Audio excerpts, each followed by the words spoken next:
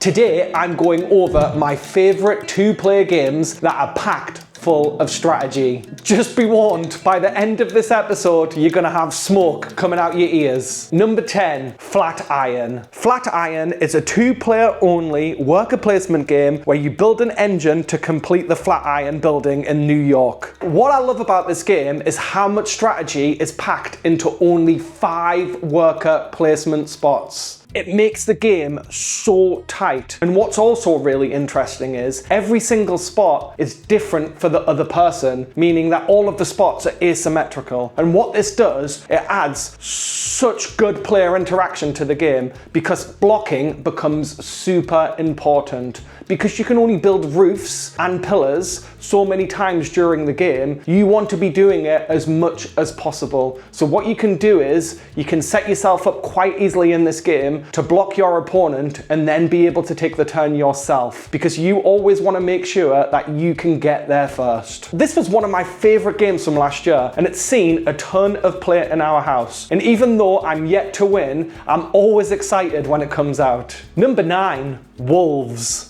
Wolves is an area control game, and what's awesome about it is, unlike many games in the genre, it actually plays brilliantly at 2 players. In fact, I actually think it's best at 2. It's a really well designed, underrated game that just deserves more attention. Each region on the map scores at specific times, and in a 2-player game, 2 different areas will score twice. So what makes this really cool is that you're always shifting because the areas that are scoring are changing constantly. So you always need to be moving and setting up your pieces optimally to try and score as best as you can. Positioning in this game is really, really important. And if you position yourself poorly, you will pay the consequences of not scoring as many points and losing the game. There's a ton of mind games involved in this game. Yes, it can be a little bit mean, as you can steal pieces from your opponent if they leave one isolated. The main mechanism involves flipping terrain tiles to determine where you can take actions. This adds a layer of planning ahead.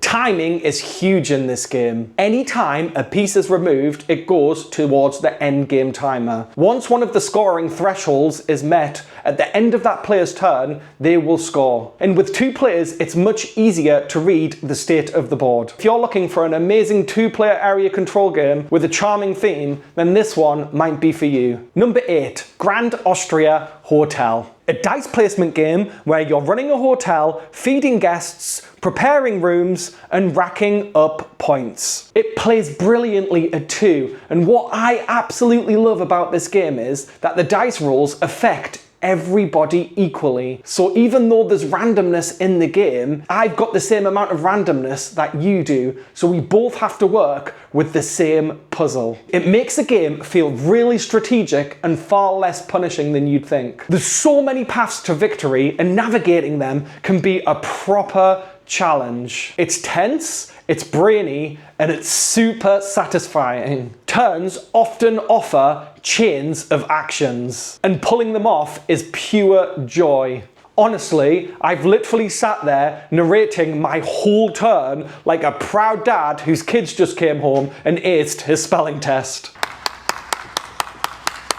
God, I'm sad. I just love this game. It's so combo-tastic, and there's just so much decision space in the whole entire game, and I'm always excited to get this one played. Number 7, Terraforming Mars. An engine builder classic. You play cards, build combos, and slowly turn Mars into a and you slowly turn Mars into a habitable, I can't speak. Why is it not coming out? And you slowly turn Mars into a habitable, yes, let's go! Let's do this, let's go! You slowly turn Mars into a habitable planet.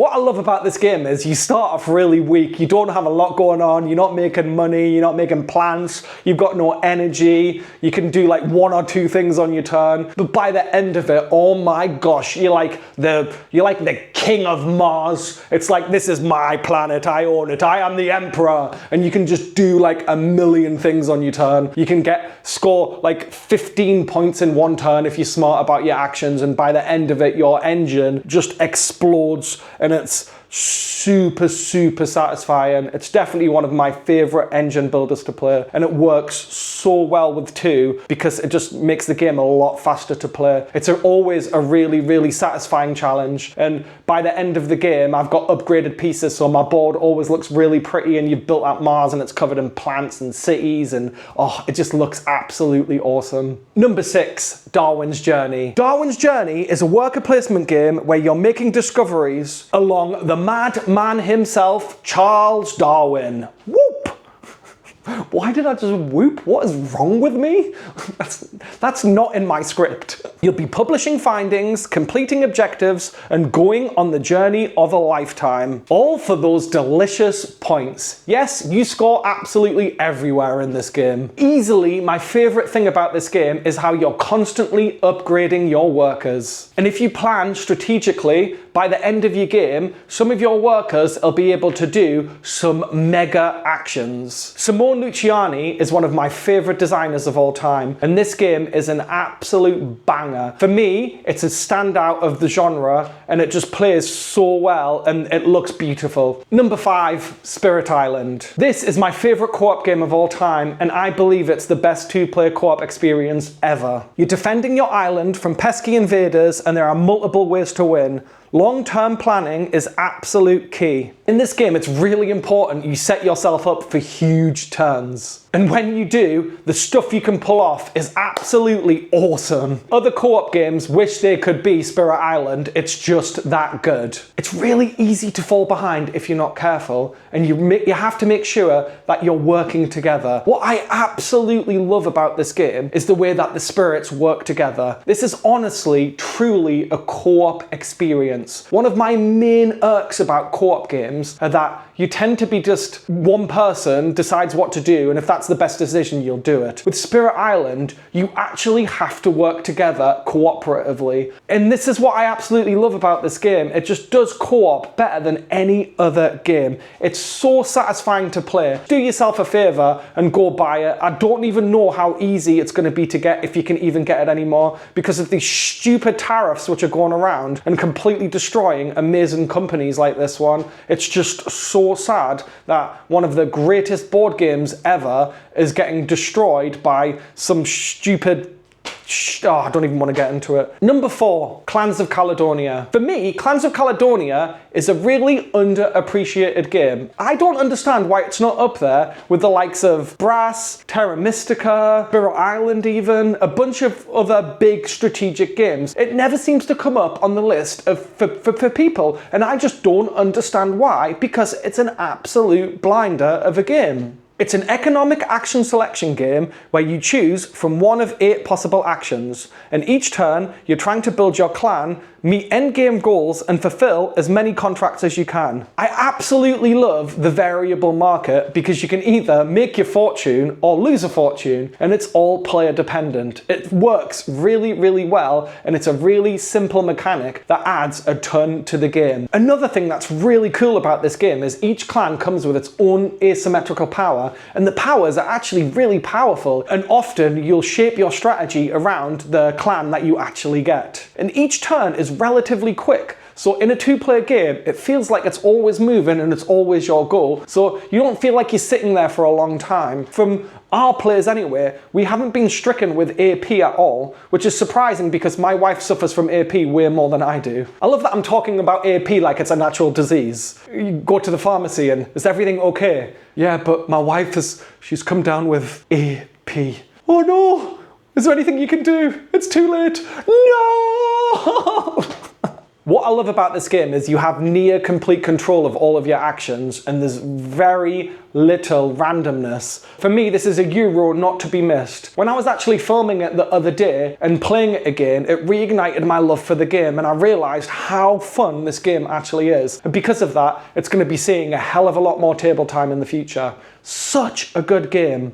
Right, let's see if I can pronounce this one correctly. Sorry if I get it wrong. Number 3, Carnegie. Carnegie. Carnegie. It is Carnegie, right? It's Carnegie or Carnegie. I think it's Carnegie. I'm going to go with Carnegie. If I'm wrong, somebody in the comments, please let me know. Thank you. Do you know what? I've said Carnegie so many times now, it doesn't sound like a real word. Do you know when you say something over and over again and it sounds like fake? It doesn't even sound real. Carnegie is a strategic worker placement and action selection game where you run your factory in America in a bid to create transport chains across the country. It's super simple to play, but each action offers a huge amount of strategic depth. This is an absolutely beautiful game, and in every single choice that you make, you have to be thinking 3 or 4 turns in advance. Because if you want to get to Z, you have to make sure X and Y are done first. And I absolutely love that in a board game. And another thing which is really, really cool, anytime I take an action, the next person gets to follow. So what you really want to do, and this makes timing super important, is when I'm taking an action, I want to make sure my opponent can't make the most out of that action. And if you can line that up, it works out really, really well. I love it when Euros manage to be super interactive, and this one does it absolutely wonderfully. And again, I feel like Carnegie is another underappreciated Euro. I just don't see the love for it, and I don't understand why. If you're looking for an interactive Euro full of strategy that's not hard to play and plays in a relatively fast time, then this might be the game for you. Number 2, Lisboa.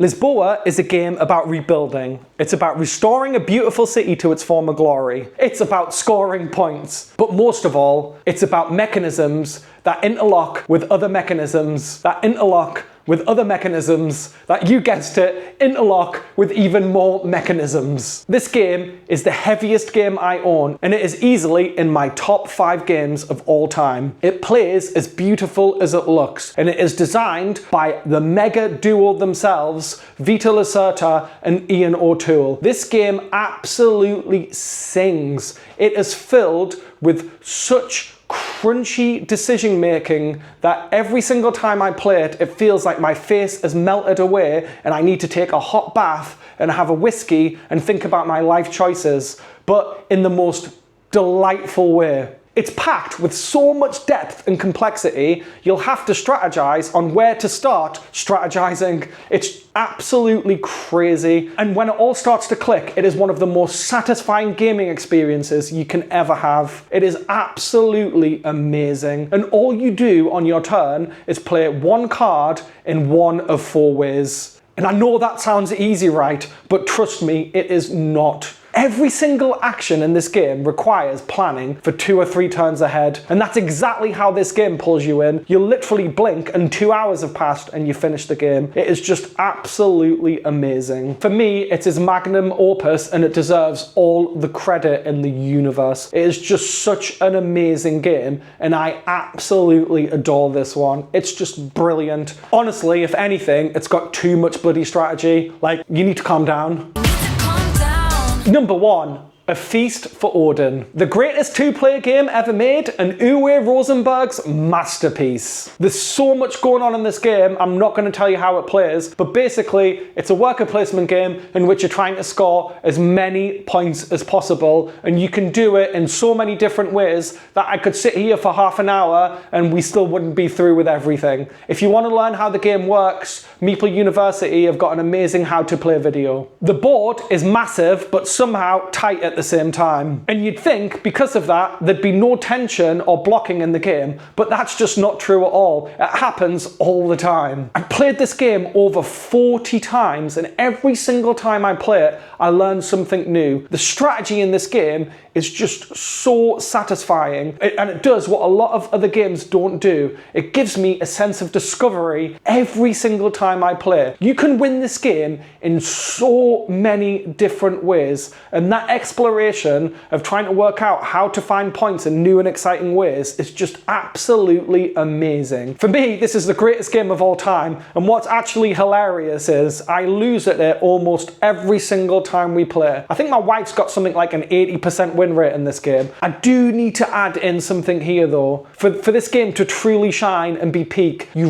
really need to play with the expansion, as the expansion completely changes the board. So everything that I'm saying here, be aware that I'm talking about with the expansion, because it adds so much depth to the game and it just balances out a couple of issues with the original box, but it also makes the two-player experience a lot tighter. It turns the game from a 9 to an 11. It's that good. There's not really much else to say. This game is honestly my GOAT. Until next time, I'm Bored with Steve. Did I really just use guns? Am I like a 45-year-old businessman? What the hell was that? Until next time, I'm Bored with Steve. Oh my God, I try not to be cringe. And then, honestly, sometimes it feels like it's an out-of-body experience. Like, I don't think I was in control. I've never used handguns in my whole entire life. Like, what is YouTube doing to me? Why did I just do this? Until next time, I'm Bored with Steve.